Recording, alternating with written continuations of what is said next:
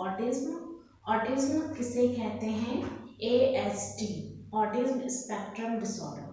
Okay, this is not a disease, ये एक बीमारी नहीं है, ये एक डिसऑर्डर है जो छोटे बच्चों को होता है। मतलब जब बच्चे छोटी एज के होते हैं, 3 साल से पहले हमें पता चल जाता है, डायग्नोस हो जाता है कि बच्चा क्या है, ऑटिज्म है बच्चे को। ठीक है, so let start, this is a new topic. अगर आपको मेरी वीडियो पसंद आए तो प्लीज लाइक एंड सब्सक्राइब जरूर कीजिएगा। So let start. Autism is a developmental disorder that appear in the first 3 years of life. जब बच्चा 3 साल का होता है तो उससे पहले हमें पता चल जाता है कि बच्चे को ऑटिज्म है या नहीं है। ठीक है, उससे पहले ही हम बच्चे को डायग्नोस कर लेते हैं कि इसको ऑटिज्म की प्रॉब्लम है या नहीं है। It effect the brains normal development and social communication skill.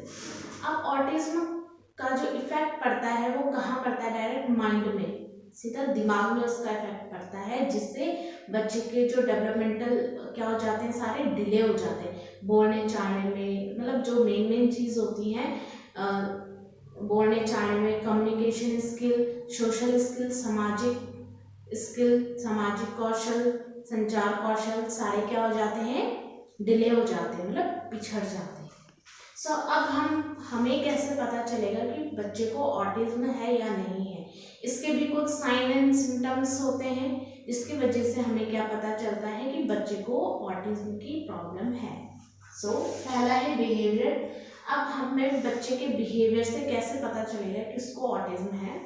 Inappropriate social interaction. अब किसी से कोई बातचीत नहीं, कुछ नहीं। अब हमारे घर में कोई मेहमान आता है तो हमें क्या होती है, खुशी होती है, हम उनको नमस्ते करते हैं, हेलो करते हैं, जाते हैं तो बाय करते हैं, कुछ भी। ठीक है, सोशल इंटरेक्शन होता है हमारा बातचीत करने का। बट जिनको ऑटिज्म होता है इनको कोई फर्क ही नहीं पड़ता है, कोई हमारे घर में आए ना आए, मतलब उनको कुछ ऐसा लगता है कि पता ही नहीं कि कौन है, किसको नमस्ते करना है, किसको हेलो करना है, कुछ भी पता नहीं होता है। Poor eye contact. अब किसी से आई कांटेक्ट भी नहीं कर सकते हैं। अब हम लोग हैं, हम आई कांटेक्ट इजीली कर लेते हैं। अब छोटा बच्चा है, वो भी आई कांटेक्ट करता है, हम उसके सामने हंसते हैं, रोते हैं, उसको पता चलता है। बट जो ऑटिज्म वाले बच्चे होते हैं वो आई कांटेक्ट नहीं कर पाते, उनका ध्यान एक जगह पे स्थिर नहीं हो सकता है। Repetitive movement. ठीक है, अब इनका सबसे ज्यादा मेन क्या होता है, रिपीटेशन या फिर मूवमेंट हो। अगर वो अपना हाथ हिला रहे तो बंद ही नहीं करेंगे, अगर वो भाग रहे हैं तो रुक नहीं सकते। अब अगर वो जंप कर रहे हैं तो लगातार करते जाएंगे जब तक हम उनको ये नहीं बोलेंगे कि बेटा नीचे बैठ जाओ। ठीक है, तब तक वो करते जाएंगे, उस चीज को रिपीट करते जाएंगे। अब वो चाहे मूवमेंट में हो, गति में हो, या फिर बोलने चालने में हो। ठीक है, बोलते हुए अगर उनको एक बात मतलब वो एक बात बोल रहे हैं तो वो बोलते जाएंगे, पूरे दिन वो एक बात को बोलते जाएंगे। ठीक है, जैसे कार्टून देख रहा है बच्चा टीवी पे, तो वो क्या करेगा, पूरी सोए में भी वो बोलता जाएगा, दिन में भी वो बोलेगा, वो बोलता ही रहेगा। ये रिपीटिशन बहुत ज्यादा होता है बच्चों के अंदर। Self harm. अब वो अपने को मार रहे हैं, अपने को भी वो सेल्फ हार्म करते हैं। ठीक है, अपने को भी मार रहे हैं, बट उनको उन चीज का मतलब एहसास नहीं होता कि हमें दर्द हो रहा है, उनको पता ही नहीं चलता है। ठीक है, एंड डेवलपमेंटल। अब डेवलपमेंटल में हम क्या सिम्टम्स देखते हैं, लर्निंग डिसेबिलिटी। अब इनको पढ़ने में प्रॉब्लम होती है, ठीक है, याद रखने में प्रॉब्लम होती है बहुत ज़्यादा। अब मैंने आपको बताया था लर्निंग डिसेबिलिटी के बहुत सारे टाइप्स होते हैं। किसी को राइटिंग प्रॉब्लम होती है, ऑटिज्म जो बच्चे होते हैं, ठीक है, किसी को राइटिंग में बहुत ज़्यादा प्रॉब्लम होती है, राइटिंग साफ नहीं होती है, लिखना पसंद ही नहीं होता है। ठीक है, किसी को रीडिंग करने में प्रॉब्लम होती है, किसी को रीडिंग करना पसंद नहीं होता है, एंड किसी की मैथ्स खराब होती है। ठीक है, तो लर्निंग डिसेबिलिटी के भी बहुत सारे टाइप्स हैं उनके अंदर। अब ऑटिज्म बच्चे, उनके भी टाइप्स होते हैं, वो मैं आपको आगे एक्सप्लेन करूंगी। ठीक है, स्पीड डिले। इनका जो बोलचाल है वो भी पिछड़ा हुआ रहता है, मतलब ढंग से बोल नहीं पाते हैं, स्पीच भी इनकी डिले रहती है।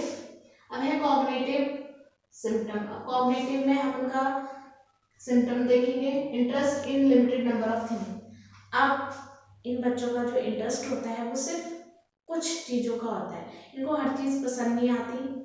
अब नॉर्मल बच्चे हैं, हम उनसे कुछ भी करा सकते हैं, अब पढ़ो लिखो ड्राइंग करो कुछ भी करो, बट इनको अगर ड्राइंग करना पसंद होगा तो सिर्फ पूरे दिन ये ड्राइंग ही करते जाएंगे। किसी को कटिंग पसंद होती है तो पेपर कट ही करते जाएंगे पूरे दिन, ठीक है, जब तक हमने इनको रोका नहीं। प्रॉब्लम इन पेइंग अटेंशन, अब इनका ध्यान स्थिर नहीं होता है एक जगह पे, ठीक है, ये किसी भी चीज़ को पे अटेंशन करके नहीं देख सकते। फॉर एग्जाम्पल स्कूल में बच्चे होते हैं तो जब मैम उन्हें पढ़ाती है तो अगर उनको अच्छी स्टोरी लगी तो उनका ध्यान मैम की तरफ ही रहेगा कि मैम हमें पढ़ा रही है, बट इनका ध्यान नहीं रहता है, एक जगह पे नहीं रहता है, कभी इधर कभी उधर। Psychological, unaware of other emotion and depression. अब देखो इमोशन सबके अंदर होते हैं, ठीक है, बट अगर हम छोटे बच्चे के सामने हंसते हैं तो वो भी हंसता है हमें देख के, क्योंकि उसको पता है कि ये खुश है तो इसलिए हंस रहा है। अगर हम रोते हैं उसका भी बच्चे को पता चलता है, चाहे वो 8 महीने का हो 9 महीने का हो, उन्हें पता चलता है, ठीक है, फीलिंग्स के बारे में उनको पता होता है। बट जो ऑटिज्म वाले बच्चे होते हैं इनको कुछ भी पता नहीं होता है, इनके सामने हंसो रो इनको कोई फर्क ही नहीं पड़ता है, ठीक है, ये इमोशनल लेस होते हैं। ऑल्सो कॉमन एंजाइटी, इनके अंदर बहुत सारी एंजाइटी होती है। अब जो बच्चे होते हैं ऑटिज्म वाले, इनके भी 2 टाइप के होते हैं, जैसे हाइपो एंड हाइपर। अब जो हाइपर बच्चे होते हैं वो बहुत ज़्यादा हाइपर बोलते हैं ना कि परेशान करके रख देते हैं, अब इधर उधर अगर जंपिंग करना भागना, हाइपर में ये सब होता है, ठीक है, और इनको साउंड बहुत ज़्यादा पसंद होती है, तेज आवाज़, ठीक है, स्मेल पसंद होती है, टच पसंद होता है, हार्ड सॉफ्ट, ठीक है। सो दूसरा होता है हमारा हाइपो, हाइपो मतलब होता है एकदम लो, ठीक है, जो हाइपो वाला बच्चा होता है वो एक जगह पे बैठा रहेगा, उसको किसी से कोई मतलब ही नहीं होगा, ठीक है, वो उसको मतलब एक जगह पे ही बैठा रहता है, उसको साउंड भी क्या होती है पसंद नहीं होती है। किसी किसी को साउंड पसंद होती है बट किसी को साउंड पसंद नहीं होती है, जिनको पसंद नहीं होती वो इन चीज़ों से इरिटेट होते हैं, ठीक है, अगर हमने उनके सामने साउंड्स चला ली तो वो इरिटेट हो जाते हैं। बट जो हाइपर वाले बच्चे होते हैं उनको तेज लाउड म्यूजिक पसंद होता है। Change in voice sensitivity to sound, हाँ, अब इनको अलग अलग वॉइस निकालना पसंद है, अलग अलग आवाज़ें निकालना इनको पसंद है, ठीक है। सो ये थे हमारे सिम्टम्स जिनके कारण हमें पता चलता है कि बच्चे को ऑटिज्म है या नहीं है, एंड ये थी हमारी ऑटिज्म। ऑटिज्म क्या होता है? अभी जो ऑटिज्म है ये बहुत बड़ा टॉपिक है, इसके बहुत सारे पार्ट्स हैं, वो मैं आपको एक्सप्लेन करूँगी, ठीक है। कल मैं आपको इनके टाइप्स बताऊँगी, इनके कौन कौन से टाइप्स